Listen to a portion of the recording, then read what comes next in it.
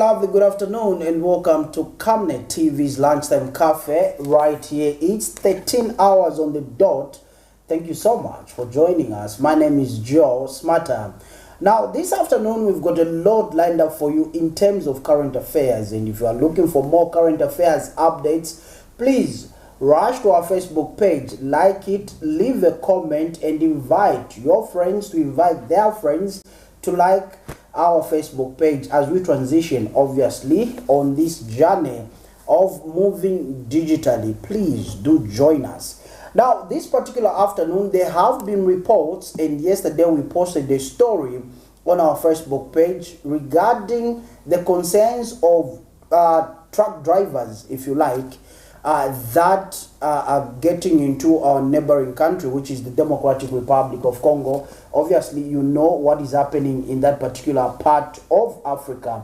And our drivers had concerns. And this afternoon, we do have Director at Drivers on the Highway, Mr. Olas Mizi, who's going to discuss with us and bring us up to speed what is currently happening in the Democratic Republic of Congo. Mr. Mizi, good afternoon.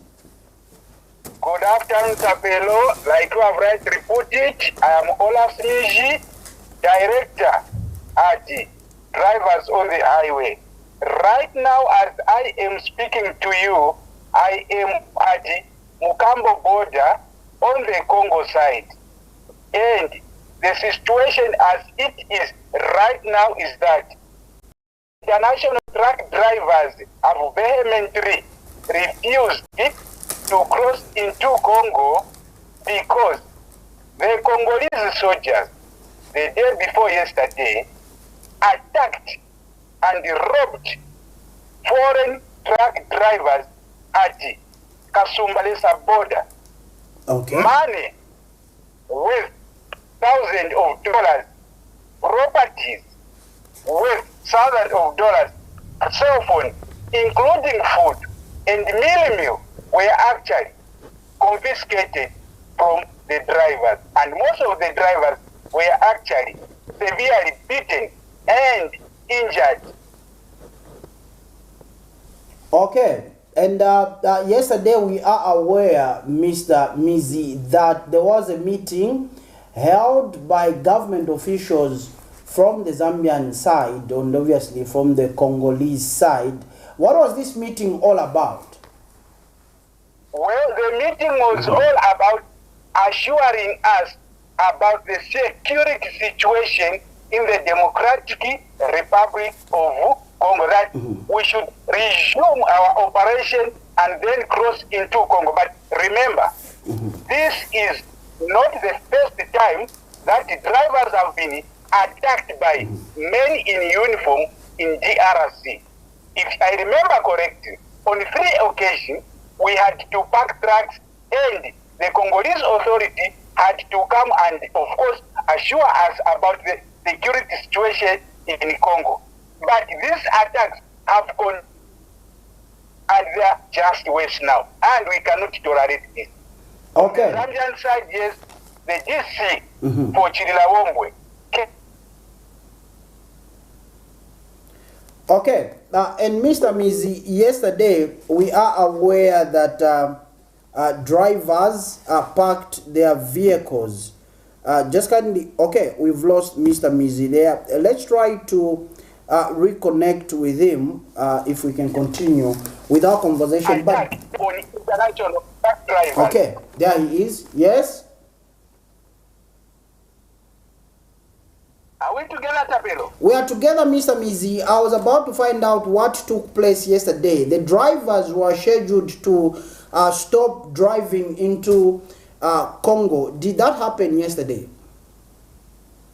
Of course, they came.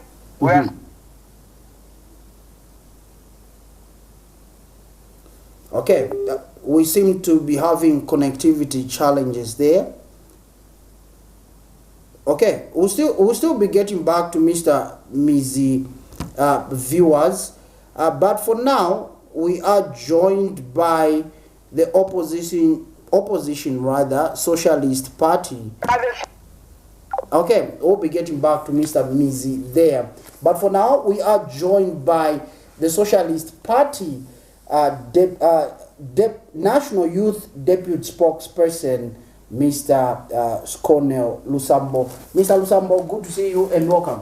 Thank you so much. It's always my pleasure to be on this platform. Okay, awesome.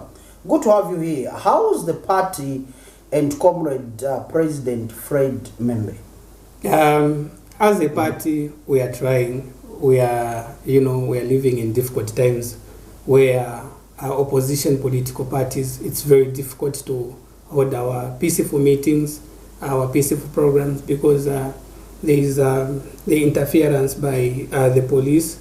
Each time you try to hold a gathering, even a private gathering, you are always followed up by the police, and they will be scaring you that maybe they are going to charge you with unlawful gathering. So it hasn't been easy, especially for us as a Socialist Party youths, to mobilize our fellow young people in the country across Zambia. Okay, but reports have emerged that over the weekend, the Socialist Party was mobilizing youths peacefully. It wasn't a peaceful mobilization. Okay. If you look at the clip that is circulating on different social media platforms, we had a defection. And this came about because most of the people that came for the same defection are UPND members. So they've realized to say our colleagues in government, they've failed to do or to deliver their promises, and that's why they are deciding to join the party. So that activity, it wasn't about, it was just about a defection where we're receiving people from the opposition or from the ruling party. And if you see those who are wearing, so in the community it was peaceful because it was UPND. Yes, but if we are to talk about having peaceful meetings, it has been very difficult for us as a party. Okay. Yeah. So now run us through the activities that took place over the weekend. What was this defection held, and what was the response from members of the public? I have to begin by saying we have been receiving people from the ruling party. Okay. Almost every day we receive phone calls. For even those people are in their structures, they are not happy with what is happening in the UPND and in the government of Mr. Hakainde Hichilema. They are not happy that as a country we are ranked. If you count just 6 countries across the world, Zambia is among the 6th poorest country in the world. So because of that, people are agitated and they are tired of this kind of leadership, and they are saying the UPND is not taking us anywhere as a country. That's why they've resolved to join the strongest opposition political party and the party that is bringing hope to the young people. Because you and I know that when you are talking about Socialist Party, when you are talking about socialism, we are just talking about the approach of governance that is going to put the interest of the people at the center stage. So that's why we are seeing a number of people joining us as a party. Okay. Now, as a young person, I want to find out what are the challenges that hinder you, the young people, from participation in politics, and how can these be addressed? Because we have seen that not so many young people are actively involved in political matters. The biggest challenge that we have in the country, we have embraced the system which only prioritize those people with few coins. I would give an example. The leader in a youth wing, they need to have a certain amount of money. You understand when you're talking about a young people, this is just a human being who is trying to earn a living, who is trying to see what the future has to offer. So when you bring the issue of finances as a tag, as maybe a measure of one becoming a leader, it's becoming so difficult. That's why you find most of the young people in these other political parties are only used to perpetrate violence, which is very unfortunate. But when you come to Socialist Party, you find that for them to appoint someone, they are not going to look at how much someone has. They are going to look at your capability. What is it that you are going to contribute positively to the party? So for the Socialist Party, it's not about how much an individual have. It's about what someone is able to bring on the table in terms of, interacting and engaging with the member of the public. And also, when you talk about the challenges that the young people are facing right now, we have reached a point where, as a country, politics has been commercialized, where anything that has to do with politics, it should be tagged with the issue of money. If you go even in this community, we need to follow these politicians that have a vision for the country. Okay. Now, you have talked about Comrade President Fred Membe. Let's talk about the issues that have to do with mentorship, limited access to resources, and also age stereotypes. Can these discourage youths from taking part in politics? We actually, as a party, we encourage young people to be participating in the politics of the country. Okay. As a party, they encourage us as young people. Dr. Fred Membe always talks about how us as young people should learn by doing. We shouldn't just be following on social media. No, we should be there at the center stage. We need to learn how these countries operate. And if you look at socialism, President Fred Membe and the Socialist Party, they have been sending different young people across this country to go and learn how our beliefs as Socialist Party, our beliefs, our ideology, where it came from. They've been sending people to China, they've been sending people to Russia and these other socialist states, so that at least as young people we can have an idea of what these people are trying to bring in Zambia. And you agree with me that across the world, there's no country that has ever been developed by its foreigner. And that's what our colleagues are lacking, these who are in government.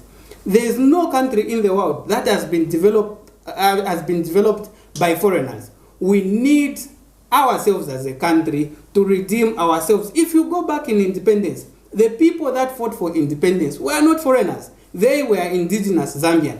The reason why we're calling 2026 to be a year for a revolutionary change, we are saying we need to change the approach of governance. We need to change how we perceive politics as young people. We need to, to just remove this mindset where if someone comes to me and asks me to say, Lusambo, you have Zambian manners, for example. Some who don't understand what it means to be a Zambian, they'll become offended. But if you ask someone to say, you have English manners, they'll be there laughing and thinking they are doing the thing. So that's how we've read culture. So if someone tells you to say you have English manners, that's manners from England. So we as young people in the Socialist Party, we are saying no, they did not. So that's why we're saying us as young people, let's participate and let's ensure that we put the government that is going to put the interest of the people first before profits. Okay. I started by, when asking this question, I talked about mentorship. Is Dr. Comrade Fred Membe and obviously the senior officials in the Socialist Party good mentors to the young people in the party? Yes. First of all, we know, like I earlier said, that we are an ideological political party. So what happens is, for everyone, regardless of your position in the political party, if you join a political party, we have some classes that most of our leaders go through. And because of that, we are mentored on how we need to be, how we need to understand politics, how we need to, reacting to some criticism, and just different things. So you find that these are leaders in the party that are not just interested in winning. They are interested in the knowledge that they are sharing through us as young people. Now, moving on, let me find out from you, when we come to education, how can education be used to empower youths and prepare them for leadership roles in politics? I have so much passion about education, because I'm sure I didn't mention this. I'm a teacher by profession. Okay. That's my field. I understand it better. I have a bachelor's degree in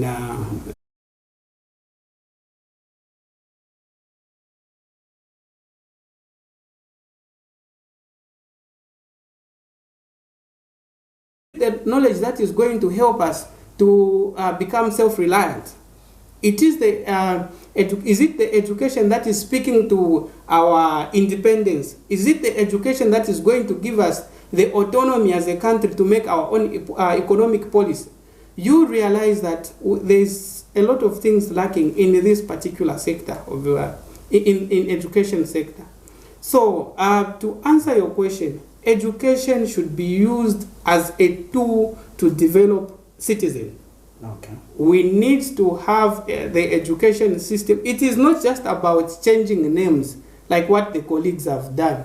You change from grade 12 to form 6 and you're thinking you are dealing with the form, of course, but what about the content? So we need to work on the content. We need to teach people how they should be able to embrace the cultural values, how they should be able to embrace their own country. They need to understand the true meaning of sovereignty through education. Okay. Now, we are living in the time of social media, and my question is, a lot of young people are on social media.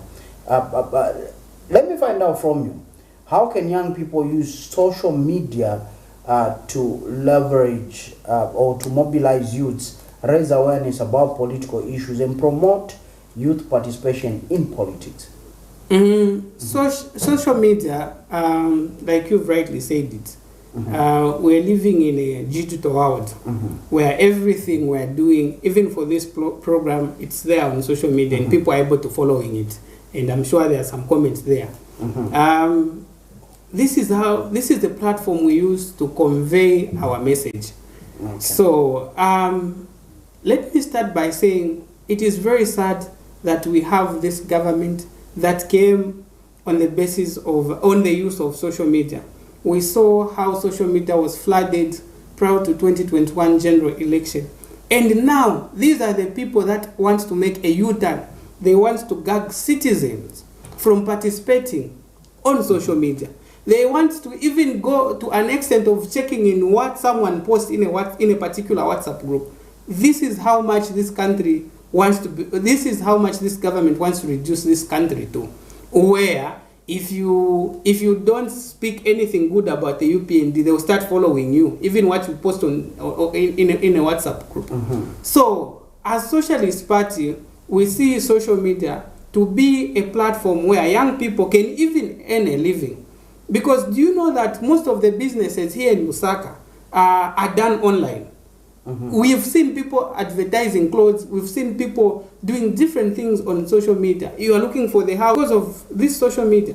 But again, when you look at the same social media now, where we are as a country, that's why we are not surprised that we are one of the poorest countries in the world. Because we are living in a country where for you to charge a phone, you feel like it is a privilege. For you to just have electricity, even for 3 hours in a day, you feel like it's just a privilege from ZESCO. These ZESCO people, they told us to say the reason why they were exporting electricity, it is because the money that they used to collect from us as citizens, it was little. That's why they went on that increment we saw last year, more than 100%. I'm sure you are aware as the media. They went on that increment because they said immediately we introduce this, we are going to at least increase the power, the hours of load shedding. So if you used to have made, let's say, 2 hours per day, you are going to 2 hours in a day, you are going to be having power for 7 hours. That's what we are promised. And the Zambians, they agreed to say, since they are saying they are going to increase because they want to also increase in their capacity, let's support them. They increased our tariffs. If you use about 2,500, that's how much they've increased our tariffs. Now, how has that helped us now, where we are? Have they reduced in terms of hours? We still have, some of us were going even 3 days without electricity. And they also promised that I'm talking about this thing because it relates to social media. Because you can't charge your phone if you don't have electricity. There are few individuals that have solar in these communities. There are few. Only those who are maybe benefiting from it. But if you look at the economic challenges of this country, there are few people that can manage to, get these solar systems. So I was saying, if you look at the issue of the tariffs, they increase the tariffs so that we can be having more hours of electricity. When you come today at our place, maybe you even clock 2 days without seeing electricity. So that means we can confidently say our colleagues in government, they lied through ZESCO that they are going to be giving us enough hours of electricity. And also, that becomes now a challenge to a young person who wants to do business on social media. This becomes a challenge to someone who owns a barbershop. This becomes a challenge to someone who wants to, who is working even in these industries. Because most of our young people, they have been withdrawn from these companies because the companies are not making enough money. So that's how much these things are affecting the country. Social media is there. We have to make money. But because of how this government has prioritized profits over the interest of the people, it is something that is laughable. Okay, now let's come to the Socialist Party as a party itself. 2026 is around the corner, though some politicians would like to argue that there's still time, but it's around the corner. Yeah. How is the Socialist Party mobilizing youths for 2026?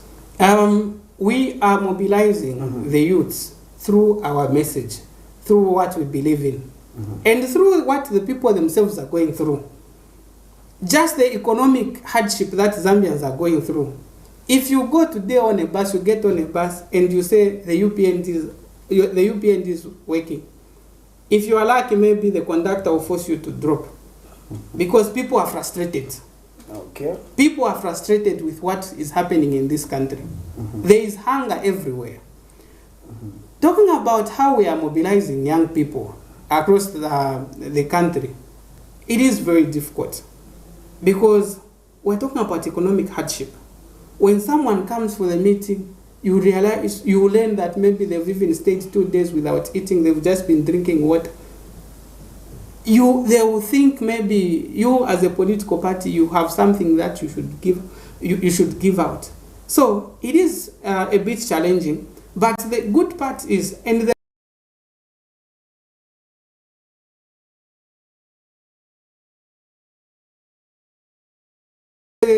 the only thing that is giving us hope is because our friends in government, they have neglected the Zambian people. And the strongest opposition currently, it is not even the Socialist Party. The Socialist Party is just a vehicle. The Socialist Party is the party for the young people. The Socialist Party, it is the party for Zambians. So the Zambians are just going to use the Socialist Party as the vehicle to redeem themselves, because they now understand to say, once we vote for Socialist Party, once the Socialist Party is in government, we as young people, we as Zambians are going to be... Yes, I agree with them if they say there is no strong opposition because they are looking for someone who is a better liar than the liars we have now. Yes, I agree with them. But governance shouldn't be about that. The strongest opposition they have now, it is the Zambian people. You can't have a situation where you're bragging that there is no strong opposition when you are a government when you are a party that came into government on the basis of lies. So, yes, we won't have a strongest opposition in terms of liars. We are not going to have more liars than them. Okay. Okay. I had to take a breather on that particular one. Viewers, I am having Mr. Scornell Lusambo. He is the Socialist Party National Youth Deputy Spokesperson.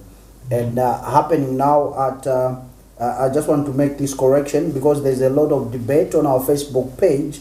Happening now at the Mlungushi Conference Center is a report, the census report, that has been presented. However, Dr. Cholwe Beyani has rejected that particular report, that he wasn't consulted. to settle the debate that is on social media. Yes, it is a census report that has been rejected by Dr. Beani, the Civil Service Commission chairperson.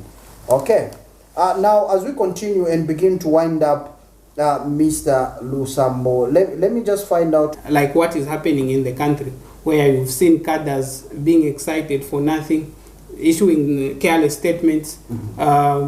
We need to have a party, or when we form government, we are going to be a government that is going to be responsible enough. If you listen to Dr. Fred Membe, always talks about why you cannot have the politicians alone running the government. That on its own, it is the way of promoting transparency, because we are going to ensure that all the experts are brought on board. We are not going to have a situation where we have one-man show, the chief marketing officer.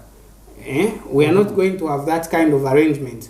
The Socialist Party being in government, yes, Dr. Fred Membe is going to be the president, but we need different people. We are not only going to allow politicians like myself to run the affairs of government. No, the Socialist Party believes in incorporating all these leaders of our society. We believe that even church leaders plays a very important role in this community. The traditional leaders also, they play a very important role in our communities. And also these leaders who are leading in different companies, they also play a very important role through their social and corporate responsibility in the community. So once the Socialist Party forms government next year, we are going to ensure that all these people are incorporated. And through that, we are going to promote what we are calling now transparent, because it is the government that is going to stand in the best interest of the people. Okay. Let's try to bring back Mr. Olas Miji, even as we continue to begin, in fact, as we begin to wind up with this particular program this afternoon. We just want to bring in Mr. Olas Miji. Good afternoon once again. Justice to us. Okay. What's your question? You are Chililabumbwe okay. Came and addressed the drivers that we should do. Resume operations. Now the drivers refuse that we cannot resume until we are assured by the Congolese authority that the country, that is Congo, it's now safe for drivers to cross there and do operations. Now today again, there are meetings going on at Moka. Okay, we have a challenge with connecting our guest via phone is on is India. Okay. We have different way of mobilizing. If you stay in a particular area, you have your neighbors, you have your relatives. Tell them about this incoming government. Tell them about the Socialist Party. You are a young person, use every opportunity, use social media. You won't be gagged by this government from mobilizing even on social media. 2025 is a year for mobilization. Let's continue, and come next year, let's ensure that we vote for Dr. Fred Membe and all the candidates that are going to stand on Socialist Party ticket. I thank you. Okay, thank you so much, Mr. Lusambo. Okay, thank you so much, Mr. Lusambo, and thank you to the Socialist Party, obviously, for honoring this invitation and for sending you, Mr. Lusambo. Thank you so much. Most welcome. Okay, so there you have it, viewers. Thank you to the viewers out there. Remember, join us on our new journey as we switch to digital TV. We'll be soon launching our app, where you'll be able to download our app and access all our programming.